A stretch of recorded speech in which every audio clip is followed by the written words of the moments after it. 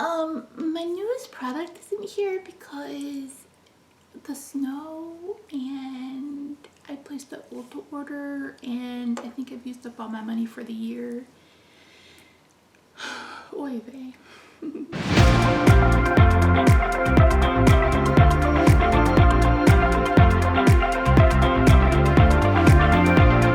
It's Misty here. Thank you so much for joining me today. In today's video, I am doing the 21 question makeup tag by Miss Allie Glines. I've seen a few people do it. Of course, I watched Allie's. I've seen Teresa's Dead do it. I saw Darlene from Outward Processing, and I thought it looked fun. I haven't really been in this community very long as a YouTuber, and I thought, why not? Maybe it'll give you guys a chance to know me. So we're going to start with the oldest makeup product in my collection, and if you follow my deck of painting, you know it's this. This is the BH Cosmetics Full Eyes. Is there a date? I don't think there's a date on this, but this is a shimmer palette. I'm actually wearing this purple, this one, and this one in my face today, along with the BH Cosmetics Festival palette. Midnight Festival palette. So this is my oldest in my collection. This is probably one I'm hanging on to. The quality is really good. They haven't gone off yet, but if you are a follower of makeup and BH Cosmetics specifically, you know how long it's been since they've had these plastic palettes. But this is the oldest one in my collection. Number 2, what is your most recent makeup purchase? Well, they're kind of on a truck on their way here from Ulta. I placed an order for a bunch of things that are on their way. So since those are still on the way, and I'll do a haul, the last one I did was ColourPop, and I'll try to remember to link the ColourPop video in the eye in the sky or in the description box down below. But I picked up this Wild Child palette. I picked up their first little batch of the 5-pan palette. I've got the Super Shocks that go with this. So that was my last order, but also, as I mentioned in that video, probably my last ColourPop order for a while. Number 3, what is the first makeup product you ever used? I don't have it. It was my mom's, but it was a CoverGirl blush. One of the blushes that came in the little plastic thing with the little plastic brush. And there was no YouTube back then, right? Because I, was a child in the 90s. I graduated high school in 1996. So we had magazines to teach us how to apply eyeshadow, but I had that blush, and I can remember going to a dance, and I was orange. So I had the stripe of orange, and I didn't wear foundation or mascara. I just wore blush. So I had blush on my cheeks, blush on my eyes. My mother never wore makeup, like hardly ever. I mean, she did every once in a while. My grandmother wasn't someone who wore makeup either.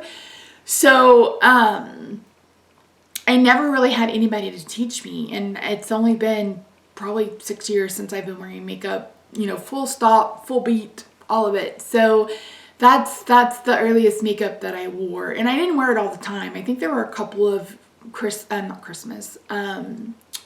school pictures. I don't think I have any of my school pictures, but if I can find one on Facebook, I'll try to insert it. But yeah, I wore it a couple of times, and that's it. What is a makeup trend that you used to love, but now you hate?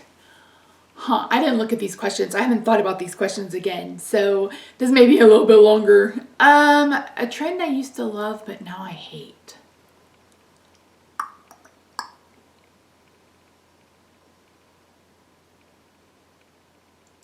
I honestly can't think of one because I've never been a person to really follow makeup trends. I've kind of done my own thing. I love colorful makeup. I love a bold lip with a bold eye.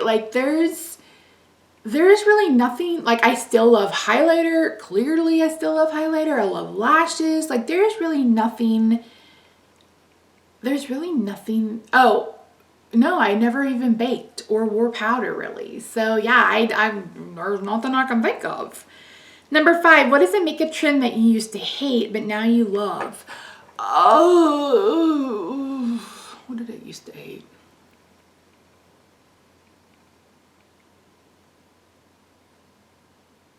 You know what? Let me get back up to question number 5 because number 5. no, number 4. Brow pomade. This is the one. I have probably 6 or 7 brow pomades, and I was someone who filled in my brows that way.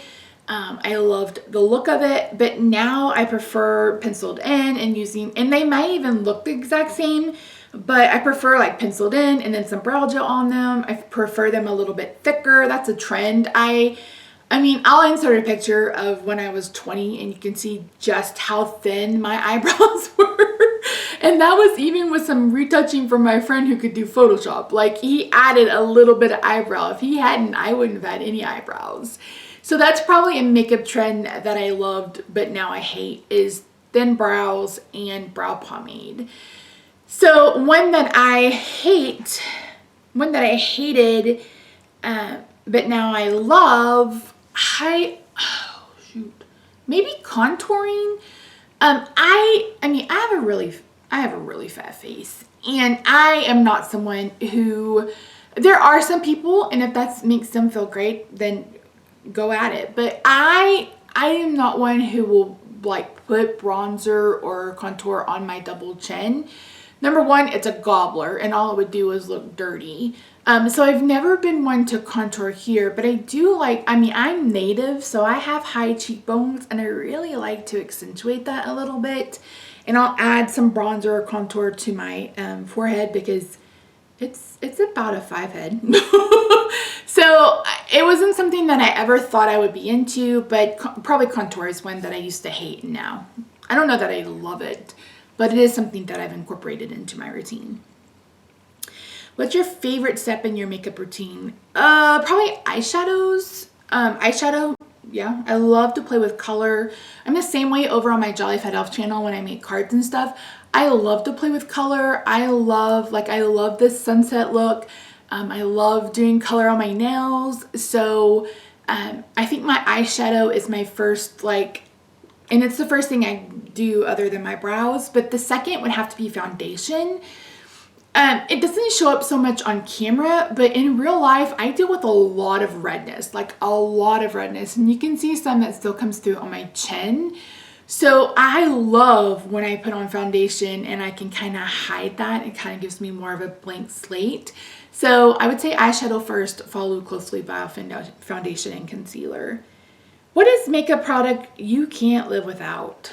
Eyeshadow palettes. That's probably why I have 9,000 of them. That is an exaggeration. I have a lot. I don't have quite 9,000. I love eyeshadow palettes. I just do. I don't know that I could live without it. I didn't really wear it very often. Like I mentioned, I used to wear a blush. There for a while, I wore like a tinted moisturizer and maybe a little bit of mascara and some lip gloss. So I've really grown to love eyeshadow palettes. Like, and I have my eye on the new Menagerie one, the Fruit Bat one, I think is what it's called, with all those purples. Oh, like I can't live without eyeshadow. I just couldn't live without eyeshadow. I'd give up foundation before I'd give up eyeshadow. I mean, I'd be red as a beet, but I'd slap on a really thick concealer or something. So yeah, eyeshadow palettes are the one thing I can't live without. What sparked your love for makeup? So when I started makeup, I was dealing with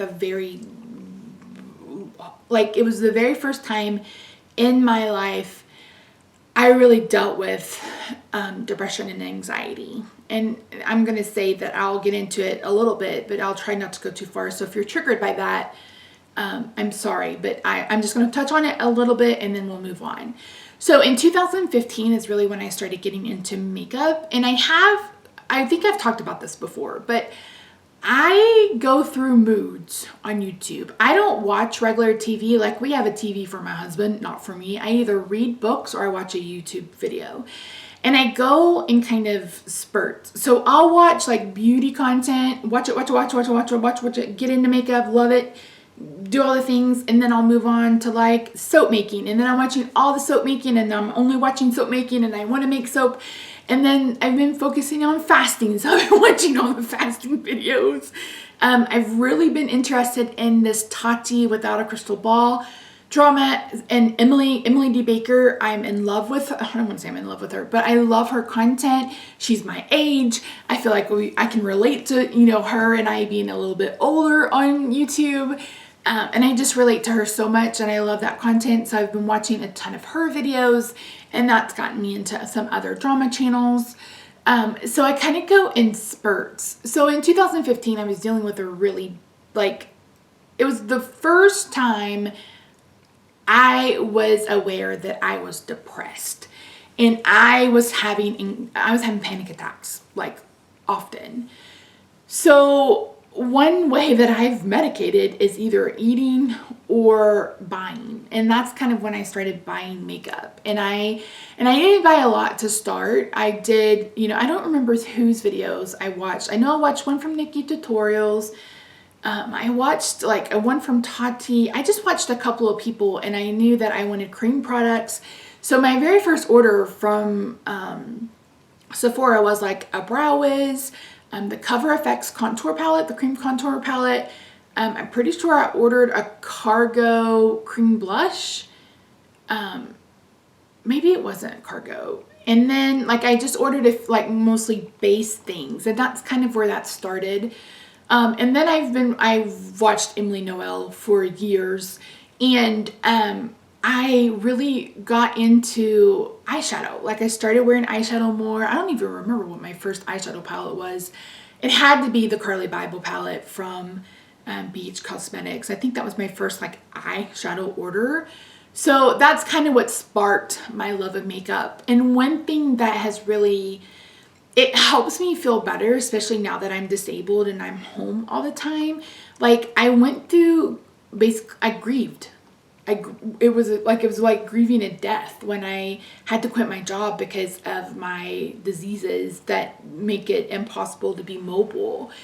And it was like I was going through a death. Like I was grieving the life I had. I was grieving the future that we had planned together. Like I was grieving what my body could do.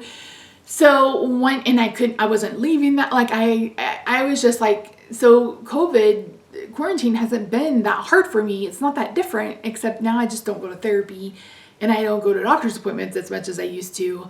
But putting on makeup is really a part of like self-care for me. And self-care is my word of the year for 2021. I have that video if you want to watch it.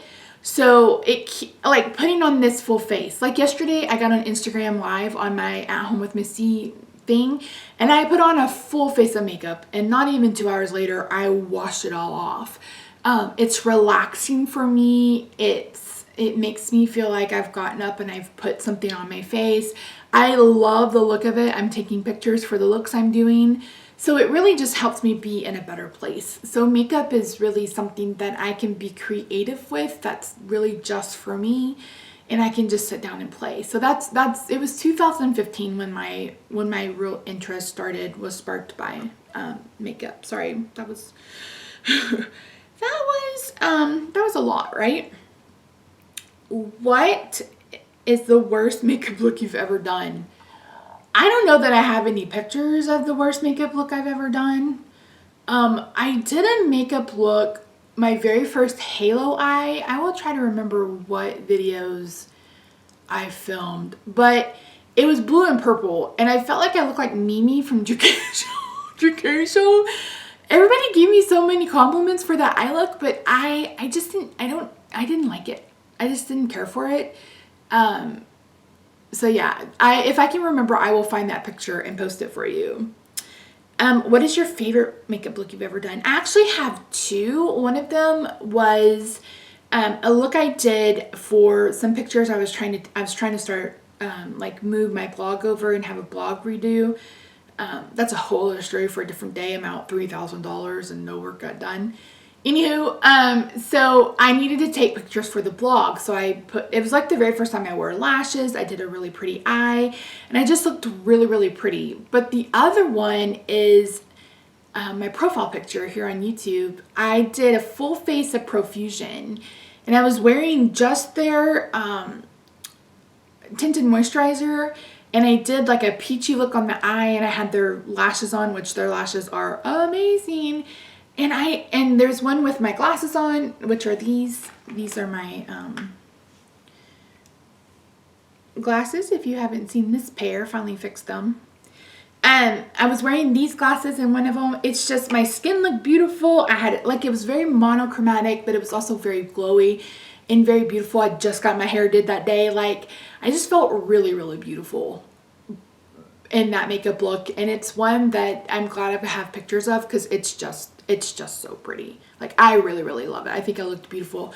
I think I looked beautiful in this eye look. Like, confidence isn't something that I've ever struggled with. It is hard to be fat on YouTube. This is a tangent, but you know, people, I don't know what it is, but people, there just isn't a whole lot of us big girls in makeup that are doing well. I wish there were more, and if you have some of your favorite creators, let me know in the comments down below, because I would love to check some people out. I only watch a couple right now, but it just feels like there's just not enough of us around. So yeah, that was a tangent, but there you go. What is your favorite drugstore makeup product? It used to be the stick foundation from Makeup Revolution. Like, that was like my holy grail. But it really has turned into this. Actually, there's two. Let me see this. The Maybelline Dream Urban Cover. This is beautiful, and you can see how much I've already used of it. And I don't wear makeup that often. Maybe this should have gone in my graveyard. Missy, you're already painting 2 foundations. You don't need another one. This is beautiful. I have 42, almost 43-year-old dry skin, and this is beautiful. It's so pretty. And the other one, this was really the standout of last year, so I really need ColourPop to get their shit together. This is their Pretty Fresh Hyaluronic Hydrating Foundation. I hated the tinted moisturizer, hated it with the passion of 10,000 Men. This is absolutely beautiful. This is not my shade. This is light 45W. I need like one shade down, but this is beautiful. Sits on the skin beautifully. Another one that is beautiful is one product, Misty, the LA Girl Pro Coverage. Their concealer is also fantastic as well. So there's a couple of products, but there you go. I can't, why they gotta give me so many, what's it called? Like regulations and rules. What is your favorite splurge makeup product? Probably the Tati Beauty Palette. I am a supporter of Tati. I love her content. You know, drama aside, I think she created a beautiful palette. And I know not a lot of people love it, but I do. I don't like the sequin roll because she's the one that started this bullshit, I feel like, with with the sequin or the glitter and the mattes, and I just don't care for that. But this formula is so good, and I hope she comes back. Look, lipstick in the corner. Wait, anyway, I hope she comes back. I hope she brings out some more palettes because I love her formula. I know that she works with this, I think it's called Seed. It's the same company that does KKW, Kylie, ColourPop. And that's why I picked up their little 5-pan palettes, because someone said that it was very much similar to the Tati Beauty, and I love that palette. That was probably my favorite splurge. I was able to finally get rid of the Celestial Divinity palette from Pat McGrath. That was her Christmas palette that came out, and so many people went gaga over it, and I'm like, this was not worth $75. And so it is no longer in my collection, so bye for now. What is your most repurchased makeup product? It's a tie between the Makeup Revolution Stick Foundation in F2 and then the L'Oreal Lumi Glotion in the light color. These are probably the only 2 things that I have repurchased in my collection. I probably have 3 backups of these. I love this. It's my primer that I'm using today. It's glowy without looking greasy, and they have a darker color that's actually beautiful. And you can wear this on top of your makeup if you want to, but it's just absolutely beautiful. This is the second or third one that I've gone through, and then I have like 8 of these. I've talked about this before. This is one of my holy grail foundation. It's just absolutely beautiful. It's a stick. I actually prefer a stick. Back when I was with Arbonne, they had a stick foundation that was beautiful, and then they discontinued it, and that was like back in 2004, so it's been a hot minute, maybe even 2003 now that I think about it. But it's just absolutely beautiful. It sits beautifully on the skin, and it's my most repurchased. I mean, and I have more of those in my backup, so I'll probably never be without that one. What is your earliest makeup memory? Probably,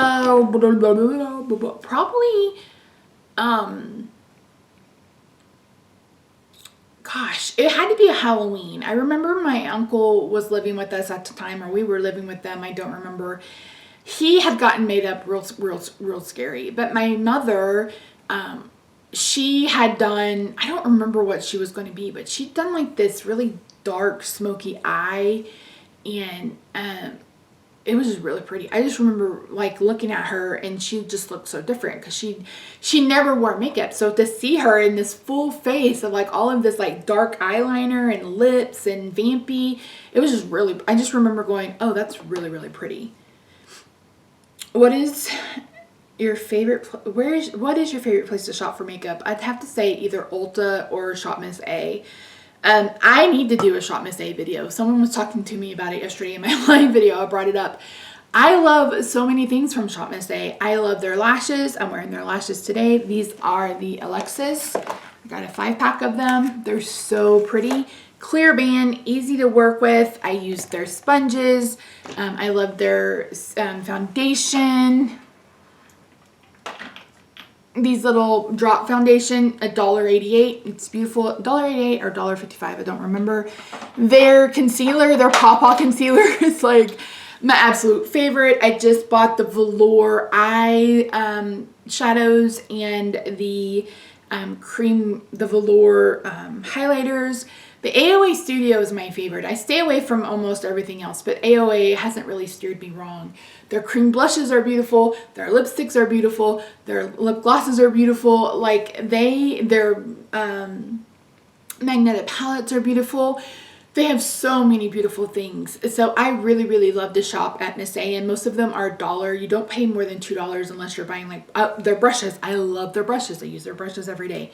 So Shop Miss A for sure, and then also Ulta. And the reason why I prefer Ulta is because of their point system. I mean, I have $50 sitting there waiting for me to use it. And with Sephora, you just really don't get that. I mean, I bought what did I buy from Sephora this last time? I think I just picked up 1 or 2 things, and I used some of my points, and it was a perfume, and it smells awful. But I was like, okay, this was 300 points, and it stinks, and it's little. Whereas 300 points with Ulta, you know, is what, $20, $30, $40. So I prefer to shop at Ulta. I also prefer to shop at Ulta because they have drugstore and some high end. And most of my collection is drugstore, even though I'm doing the hashtag That's Expensive Project Pan. Most of my collection is drugstore. What is the most underrated makeup product you own? Probably this concealer from Shop Miss A. I mean, the problem is with Shop Miss A is their shade range can be awful. But this little $1.55 concealer is better than the Jouer one and the Tarte one that I'm currently using in one of my project pans. It's beautiful. It sets beautifully on. I have really crepey under eyes. Again, 42 years old. And my under eyes can be really, really dry, but this is super hydrating. It doesn't crease. It looks beautiful. It blends well. I think this is probably the most underrated product I think Shop Miss A and AOA Studio, again, is very underrated. There are a lot of people who are like, oh yeah, I can get dollar makeup. How fun. But there are some really good items, and I would say probably this is the most underrated because no one talks about it. Like, I've never heard anybody else talk about it on YouTube, at least the people I watch. What is the most overrated product that you own? Well, I no longer own it, and that's what I mentioned, that Pat McGrath palette. I also have these little, I just lost a nail. These little palettes, her shimmers, I'm just not impressed. Like, they're all right. And when I first watched them in that haul video, I just stuck my finger in it. I mean, it's okay. It's all right. But this is a $24 palette. I got it when it was half price, I think, or maybe $28. I got it half price. It's still not worth $15. The same for the little Natasha Denona. This is awful. I don't even know why I still have it. I need to get some decluttering on. I have to do my nail, but I'll fix that later. But anyway, yeah, most overrated. And like I said, that Celestial Divinity, if it had any of those transformative shades that were like multichrome or duochrome, I think it might have been worth it. It might have been, you know, but it only had 3 mattes.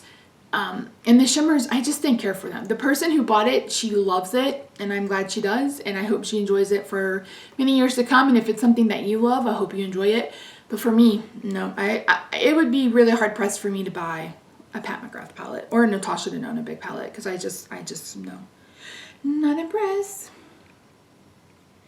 What's a discontinued makeup product you wish would come back? Yeah, no, I can't think of anything that is gone that I miss or miss enough to think about. So yeah. Where do you go for makeup inspiration? I honestly don't.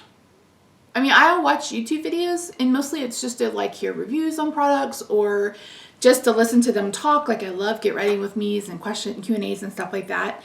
But as far as like eyeshadow looks, I don't really go to anybody for inspiration. I just sit down, I know my eye shape, I play with colors that I love, and then I create an eye look. But I do scroll like Instagram sometimes, and like I said, I do watch beauty gurus or beauty influencers, whatever you want to call them, here on the YouTubes.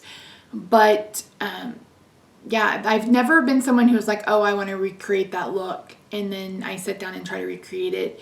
But I do love watching beauty YouTube. What do you hope to see less of in makeup's future? Let's see. Number one, the lack of diversity and inclusivity. I think it's getting better. We're seeing more men or boys in, you know, launches and photos and on websites. But I think we're still at a point where there's not enough shades. We have huge, big brands not bringing enough shades. I just talked about this in my ColourPop. It's like you create in-house and you can't sit down and create more darker shades. Like, that just doesn't make any sense to me. It's just completely just, it's like they're doing it on purpose. Like Hourglass, they just released that, what we thought was a new palette, but it's an existing palette. You know, it's a new palette with existing shades. And they try to make it look beautiful on this dark skinned model, but it wouldn't even fit her skin tone. It was heavily photoshopped. So it just, in transparency too, it's like, what are we doing? Why are we still using Photoshop? Like, Pat McGrath is one of the worst at it.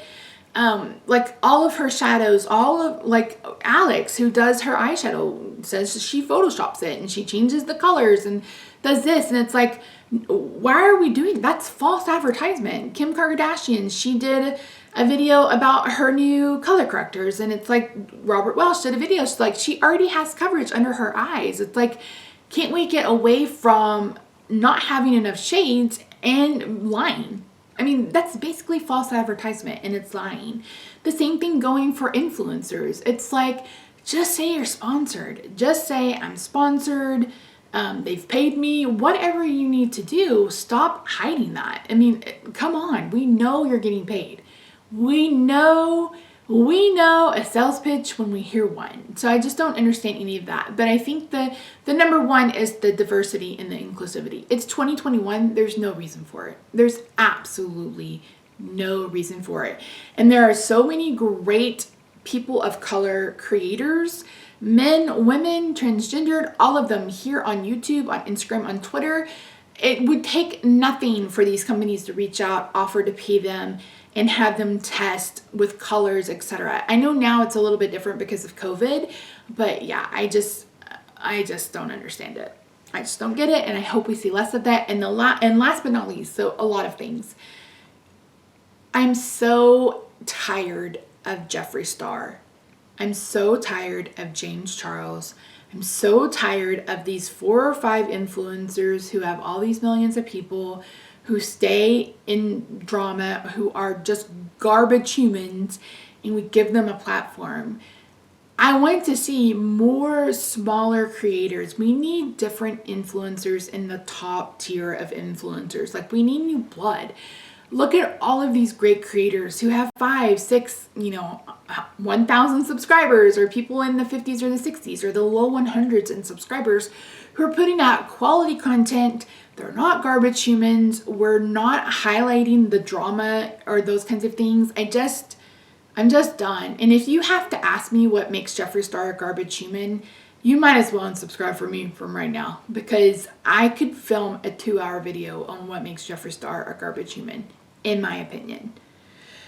And then what do you hope to see more of in Makeup's future? Like I mentioned, I want to see more smaller influencers getting the recognition that they deserve. I want to see makeup companies being more innovative. Like, we're getting, like ColourPop. I keep coming back to ColourPop. They're just regurgitating. It's just a regurgitation. Like that coral palette that they came out with, that 9-pen palette, which is basically just the ones from the Sweet Talk and the ones from the Baby Got Peach. It's like, why do you have to do that? It's like, you've made all the colors in the world. Just do something different. Find a new formula. Like, you were so innovative with the Super Shock shadows. What else can you do? But they're just fast fashion. Can we go back to where makeup releases were like once a quarter or something like that?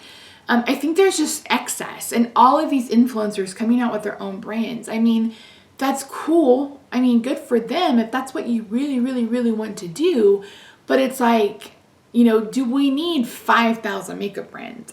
I don't know. But yeah. I want more diversity. I want, smaller creators to be finally in the spotlight. I want to see more big people of color, men, women, transgendered, non-binary, like more inclusivity, just more. That's what I want to see more of. I want to see more. So anyway, that's my take on this 21 tags. It was probably a little bit long, but I appreciate you sitting through it. I will have the questions linked down below. Not the questions. I will have Allie's video linked down below. She has the questions in her description box. So that all of that will be there for you.